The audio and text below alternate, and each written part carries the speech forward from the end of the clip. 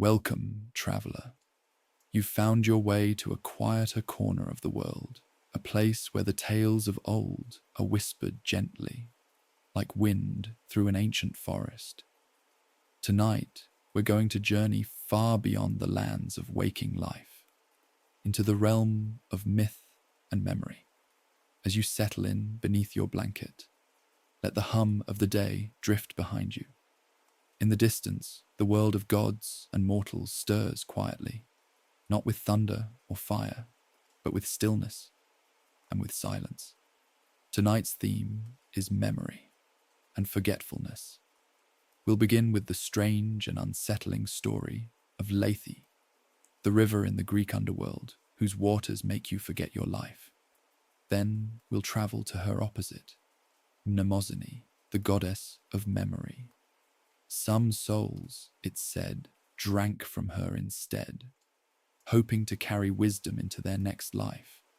And finally, we'll follow a man named whose soul took a remarkable journey through death and rebirth, as told by the philosopher Plato. These are stories of sleep and silence, of death and dreams, and like the river Lethe itself, they may help you forget, just long enough to fall asleep. So let's begin, gently, with Lethe. There were 5 rivers in the ancient Greek underworld, but Lethe was the quietest. The word Lethe means forgetfulness, and that's exactly what the river promised. If you drank from its waters, your memories would vanish like smoke. Who you were, what you did, the people you loved, all of it would dissolve into the stillness. The dead would arrive at the edge of Lethe after their souls had been judged. Some were tired, others were broken, all were quiet. To drink from Lethe was not a punishment, it was a preparation. You see, in many traditions of Greek thought, especially among the Orphics, the soul was eternal, and after death it would be reborn. But no soul could carry the weight of an old life into a new one. That would be too much to bear. So, the dead would stoop at the edge of the river, kneel beside its dark glass, and drink.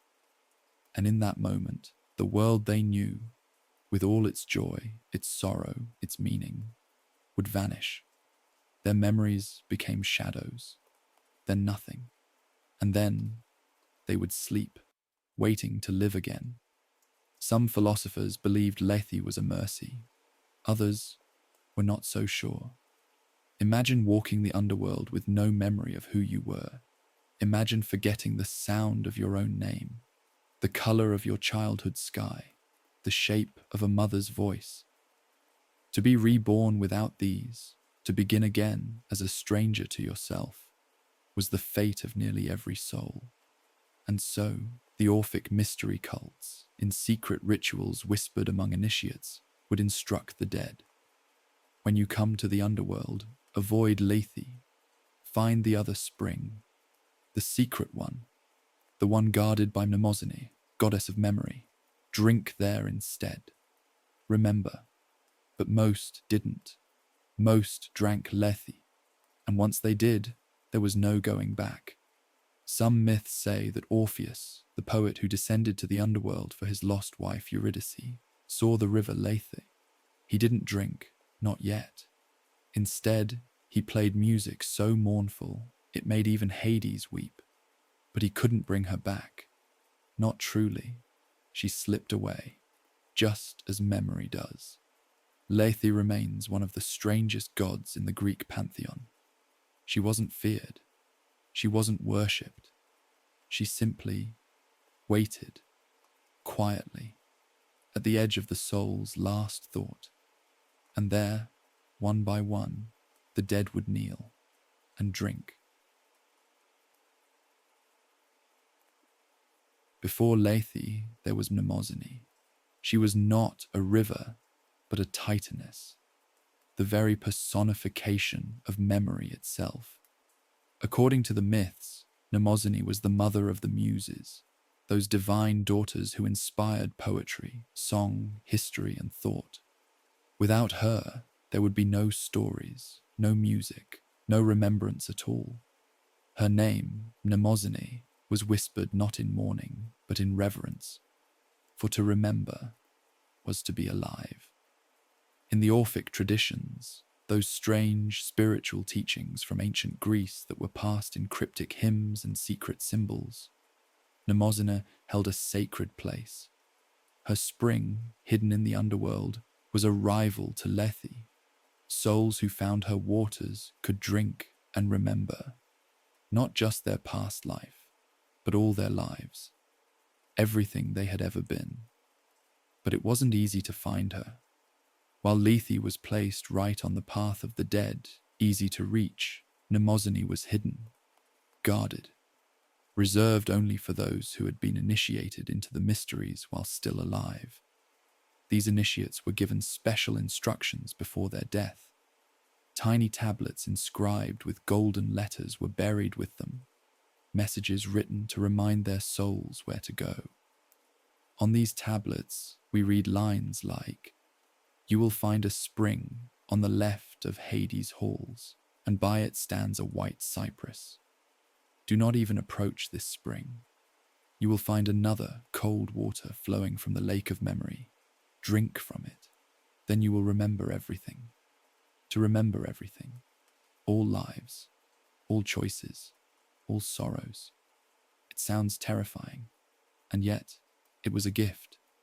In these beliefs, to carry memory forward was to transcend the cycle of death and rebirth, to escape forgetfulness and become something more, maybe something divine. Some believed that remembering meant release, that the soul could finally leave the endless turning of the wheel, could step beyond the reach of fate.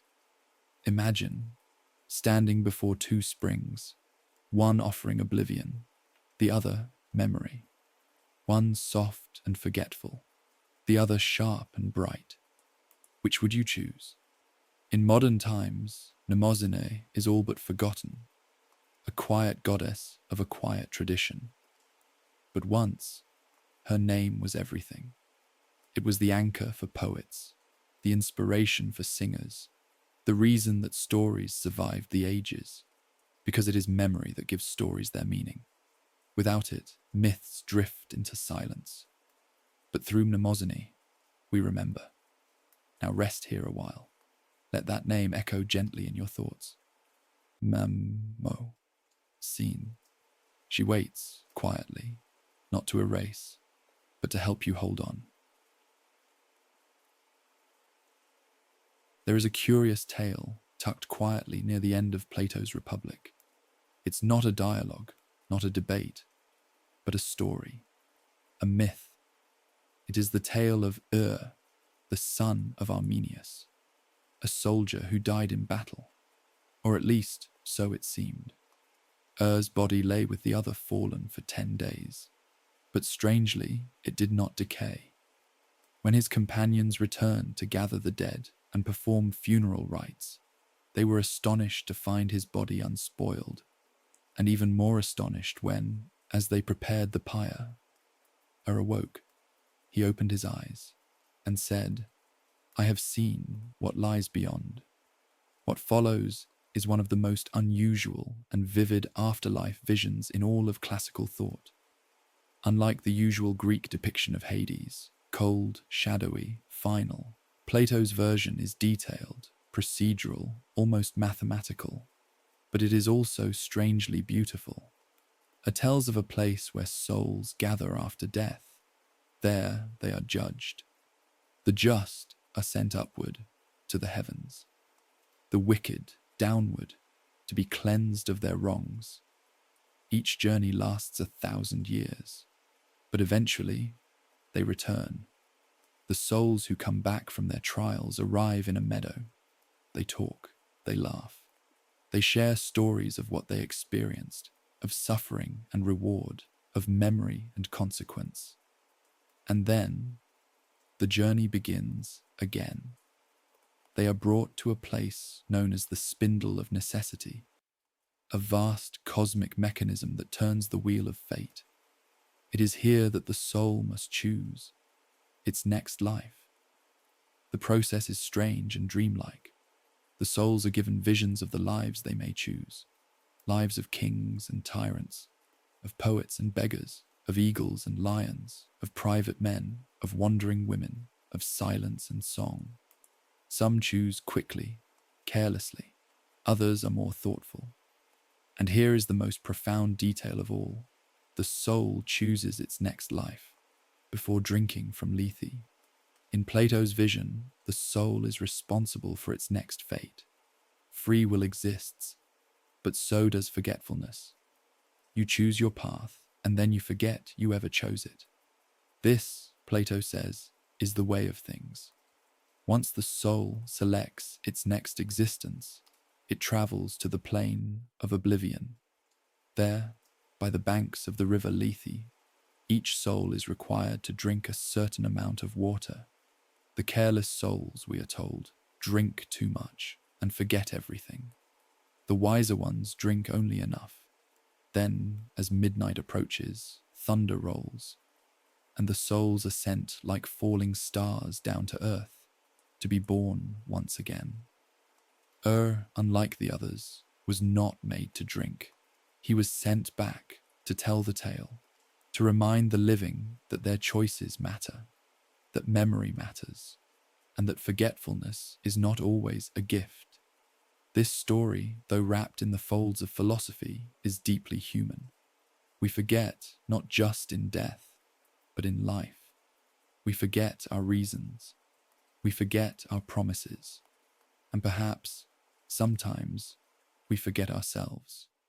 But somewhere, in the quiet hours before sleep, in the stillness between breaths, the memory returns, and with it, the sense that all things are connected. Like the stars that fall from the sky in Er's vision, perhaps our souls drift too, from one life to another, choosing and forgetting, until one day we remember. So, now, let the myth of settle softly in your thoughts. Let it drift. You need not remember every part. You've heard it now, and that is enough. Close your eyes. Rest. And now, dear traveller, we return from the world of myth. You've journeyed far tonight, through dark rivers and hidden springs, across the still fields of the underworld, and into the strange turning of the cosmic wheel. You've walked with the dead, with gods and muses, poets and philosophers. You've seen what it means to forget, and what it means to remember, and maybe, just maybe, some small part of those stories will linger with you, softly, like a fading dream. Here in the quiet, let your thoughts grow slow. Let the stories unspool and scatter, like leaves on a gentle stream. You don't need to hold on to them. They will find you again if they're meant to. Memory, after all, has a way of returning. Thank you for spending this time in the company of myth. When next you close your eyes, who knows where your dreams will take you? Another forest, another life, another story waiting to be told. But for now, sleep well, and may Mnemosyne keep watch. Good night.